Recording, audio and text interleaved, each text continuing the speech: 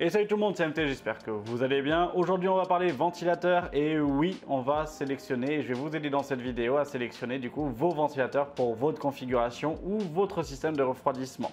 Pour ceux qui sont abonnés, vous l'avez peut-être vu dans ma dernière vidéo avec Guillaume que je vous remis dans le petit i en fait en haut à droite, où on testait différents ventilateurs pour savoir quel était le meilleur ventilateur donc d'une petite sélection sur un water cooling pour pouvoir savoir s'il fallait mieux changer au final sur ce water cooling là donc de chez Aorus les ventilateurs pour atteindre une meilleure performance. Si vous aimez ce type de vidéo où justement du coup soit je teste ou sinon je vous présente comment choisir vos ventilateurs et je vous explique finalement quelles sont les caractéristiques d'un composant, n'hésitez pas à mettre un pouce bleu, à vous abonner en activant la cloche des notifications et puis à me dire directement en commentaire si ça vous plaît ou non et à me suivre sur mes différents réseaux sociaux. Si vous avez des questions, n'hésitez pas, je suis là pour y répondre.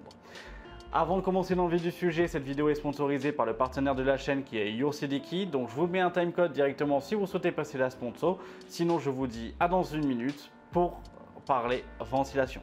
Et là on se retrouve sur le site de YourCDKey, donc ce qui va nous intéresser ça va être les clés Windows 10. Donc on va directement chercher donc la clé Windows 10 Pro qui est une clé EOM, donc utilisable une seule fois, c'est une clé légale mais c'est utilisable une seule fois. Elle est à 16,40 € mais avec le code MHT18 on fait tomber à 13,45 €, donc moins de 14 €.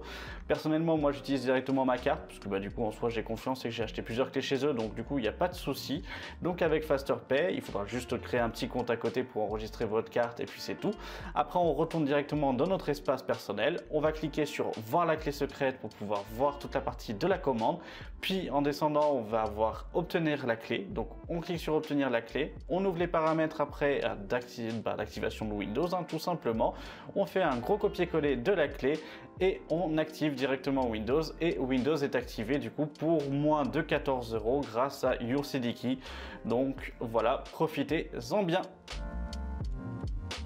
Maintenant, on passe au sujet principal, la sponsor étant terminée, on va voir comment on sélectionne des ventilateurs. Quels sont les critères de sélection d'un ventilateur? En soi, il y en a 4. On va commencer par la pression statique, puis les CFM, puis les RPM, puis les décibels. Donc la partie audio et la partie en fait nuisance sonore.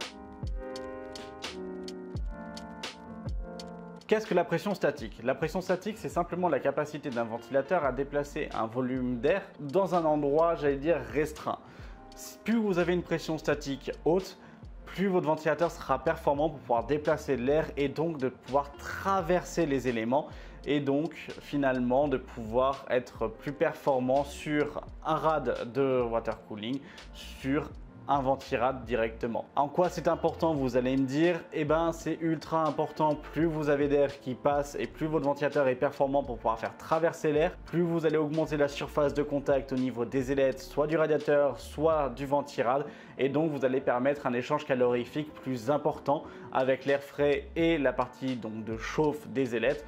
Et finalement, vous allez augmenter la performance de votre système de refroidissement. Mais c'est bien beau, mais s'il n'y a pas d'air qui rentre à l'intérieur, ça sert un petit peu à rien de pouvoir se dire qu'en quoi le ventilateur peut le pousser s'il n'y en a pas. Et comment on le calcule? En soi, ce sont les CFM.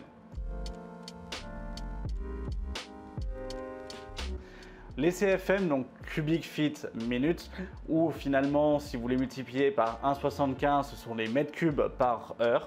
C'est la quantité d'air qui pourra être acceptée et déplacée par votre ventilateur. Plus vous avez de CFM avec une plus grosse pression statique, plus ça va être des ventilateurs qu'on va utiliser dans des systèmes de refroidissement, que ce soit des water cooling ou des ventirades. Pour les boîtiers, on va préférer plutôt avoir des ventilateurs avec des hauts CFM mais avec une pression statique peut-être plus basse parce qu'on n'a pas réellement d'éléments à traverser. On a simplement à faire rentrer au maximum du coup de l'air frais afin que justement vous puissiez renouveler l'air dans votre boîtier. Le ventilateur d'extraction à l'arrière, par contre, lui, on va lui demander une très grosse pression statique afin qu'il puisse récupérer au maximum l'air chaud qui sort de votre boîtier et de l'expulser de votre boîtier. Les RPM. Qu'est-ce que c'est que les RPM en soi? C'est tout simplement une unité de mesure qui détermine les tours par minute. Les tours par minute, est-ce que c'est important en soi? Oui. Plus vous avez de tours par minute, plus techniquement vous pouvez brasser un volume d'air plus important. Cependant, plus vous avez de tours par minute, plus vous avez de pression statique, plus vous avez du coup de CFM, plus vous avez de bruit. On l'expliquera après. Vis-à-vis des RPM, En soi, d'un point de vue général, sur le marché, on va trouver des ventilateurs allant de 1300 à 2000 ou 2400 RPM. On peut aussi retrouver des monstres allant jusqu'à 3000, 3400, 3500, voire 4000 RPM pour certains monstres. Mais ce sont vraiment des ventilateurs destinés à faire de la performance. Comme vous avez pu le voir par exemple avec la vidéo que j'ai faite avec Guillaume, avec les ventilateurs Noctua, donc industriels, qui sont à 3000 RPM, qui eux sont ultra performants mais qui d'un point de vue bruit sont totalement absents. Les décibels, c'est un point crucial pour beaucoup d'entre vous. Personnellement, moi, c'est pas du tout ce que je recherche. Je suis plutôt là sur de la performance. Mais en soi, je peux concevoir que du coup, au niveau des décibels, ça soit important pour beaucoup d'entre vous. Par contre, ne vous fiez pas à 100% à ce qui est mis par les constructeurs. Les décibels qui sont indiqués par les constructeurs, ce sont des décibels relevés généralement en chambre sourde. Il faut imaginer qu'une pièce sans aucun bruit à l'heure actuelle, donc qui n'est pas une chambre sourde, c'est-à-dire avec aucun bruit, enfin juste le bruit ambiant en fait classique, mais avec tout qui est éteint, c'est-à-dire télé, frigo ou autre, on se retrouve déjà aux alentours des 28 à 35 décibels. Quand vous êtes dans un frigo fermé, oui, là vous êtes peut-être à 10 ou 20 décibels. Mais qui vit dans un frigo fermé, pas grand monde. Mais c'est aussi pour ça qu'avec dans la vidéo de Jigfio et de Guillaume, on a voulu tester les AIO à 40 décibels car c'était du coup une mesure qui pour nous paraissait, j'allais dire, correcte et qui commençait à devenir, j'allais dire, un tout petit peu nuisible mais qui était passable. Vis-à-vis du coup de la partie décibels, les décibels sont aussi liés à une partie d'interprétation. Votre boîtier, s'il est à 3 mètres de vous ou il est à 50 cm, le ressenti du bruit ne sera pas le même. C'est tout à fait logique, c'est normal.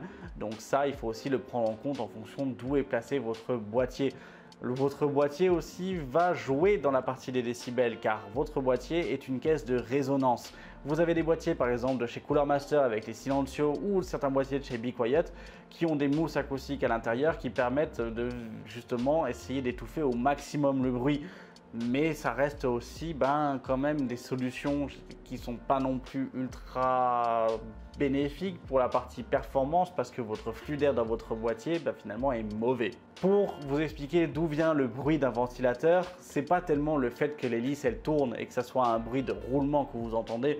Ce que vous entendez, c'est un bruit de frottement de l'air via du coup son environnement et son ventilateur.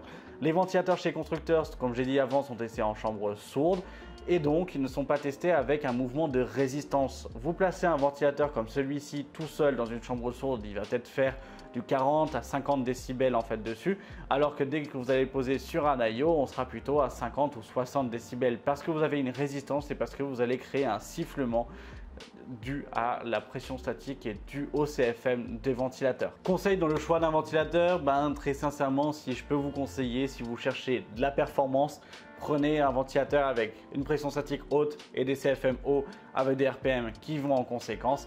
Si vous souhaitez avoir du silence, essayez du coup de trouver un ventilateur qui a une pression statique un peu plus basse avec des CFM bas ou hauts directement et avec du coup des RPM qui sont, j'allais dire, moyens aux alentours des 1000 à 1500 RPM. On va retrouver des ventilateurs très silencieux. Sur ce, j'espère que cette vidéo vous aura aidé. J'espère que je vous ai pu vous éclairer sur le choix et sur la sélection de vos ventilateurs. Si c'est le cas, n'hésitez pas à mettre un pouce bleu, à vous abonner en activant la cloche de notification, à me dire directement en commentaire du coup si ça vous a plu et si vous souhaitez que je refasse du coup des vidéos sur comment choisir tel ou tel composant. N'hésitez pas non plus à venir sur mes différents réseaux sociaux, que ce soit sur Twitter, sur Instagram et sur Twitch où je live. Et sinon, je vous dis à plus tard pour une prochaine vidéo. C'était MT, salut!